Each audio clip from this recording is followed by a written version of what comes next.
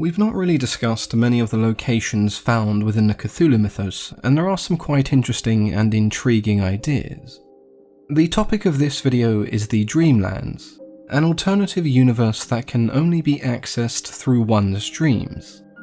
The Dreamlands mirror our very own universe in almost every aspect, especially in terms of geographical locations on Earth and how the universe and planets around us are arranged.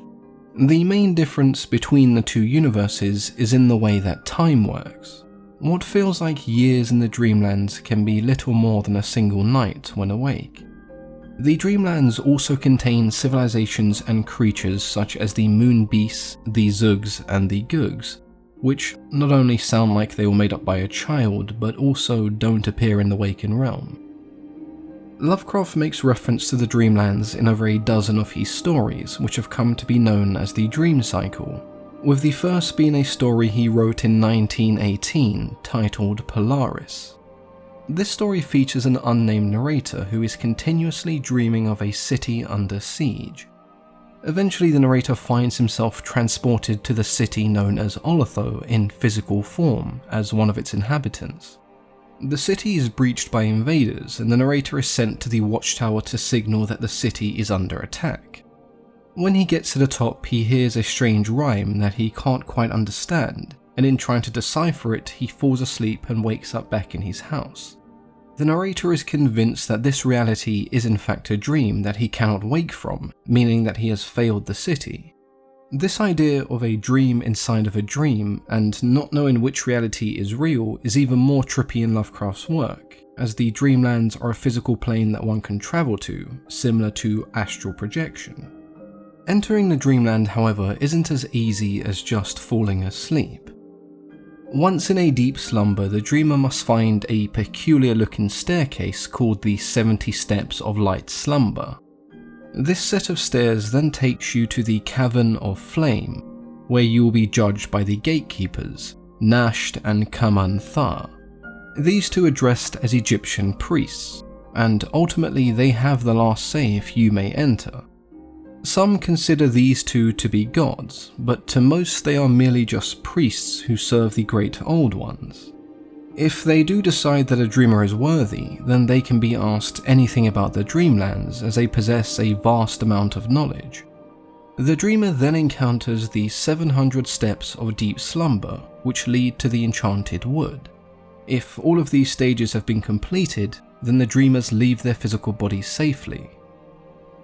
There are those, however, that believe some of this process can be avoided, though it isn't recommended, as this can lead to what is called a dream death, meaning one's dream self dies and they can never return to the Dreamlands. In some cases, this can also cause a great shock to one's corporeal body.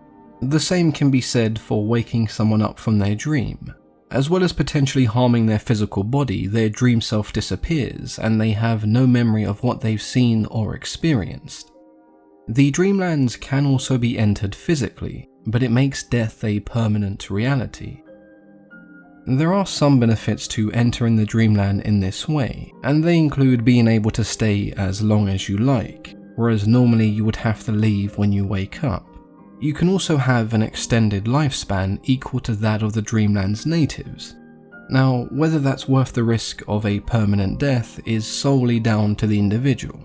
The Dreamlands that are referred to by Lovecraft and other authors are accessible to humans mainly by their dreams, but other civilizations and planets have their own Dreamlands.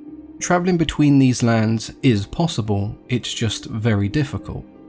All of the Dreamlands are ruled by a set of deities known as the Great Ones or the Other Ones, not to be confused with the Great Old Ones or the Outer Gods who have next to no interest in the Dreamlands. The Great Ones can be wounded, deceived, and seduced by mortals, so they aren't really what you'd expect from gods, even at times being referred to as the weak gods of Earth. They are, however, protected by Nyarlathotep, who is also their messenger, a job that he surely despises because protecting the Great Ones must seem like babysitting children. Now we can divide the Dreamlands into 4 continental regions and 6 places of note. The 4 continents are named after each cardinal direction. The north is a cold, mountainous terrain inhabited by man-eating spiders and satyr-like creatures called the Men of Leng. The Great Ones are also said to live in the most northern peaks in their castle Kadath. The lands in the east are the least inhabited of all four. They are, however, home to the greatest dreamer of all, King Kuranez, who created the entire city of Celephase in a dream. Beyond this city are the Forbidden Lands, which, as the name suggests, are a dangerous place that no dreamer should ever pass through. The west is the most well-known region because it is where new arrivals emerge from the steppes of deep slumber. On the western coast you have the largest city of the Dreamlands, the port of Dilathaline. Further along you have the jungle city known as Chlanif and the desert trading capital of Iarnek. Along the border joining the south you have the ruins of Sarnath and the Enchanted Wood, the home of the Zug. For those of you that love cats, there is also the city of Ulthar, where no cat is allowed to be slain. The south contains the island of Oriab, but much of the south is referred to as the Fantastic Realms, because it contains horrors and wonders that one can never truly comprehend. Beneath the entirety of the Dreamlands you have what is considered the Underworld, a series of subterranean crypts and tunnels inhabited by the Gugs and the Ghouls. The final place of note is the Moon, which is home to the Moonbeasts who serve Nyarlathotep.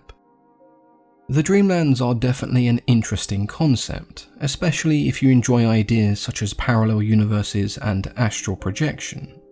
Let me know how you feel about the Dreamlands and if you've read any stories that mention them in the comments below. As always, I've been your host, Mythology and Fiction Explained.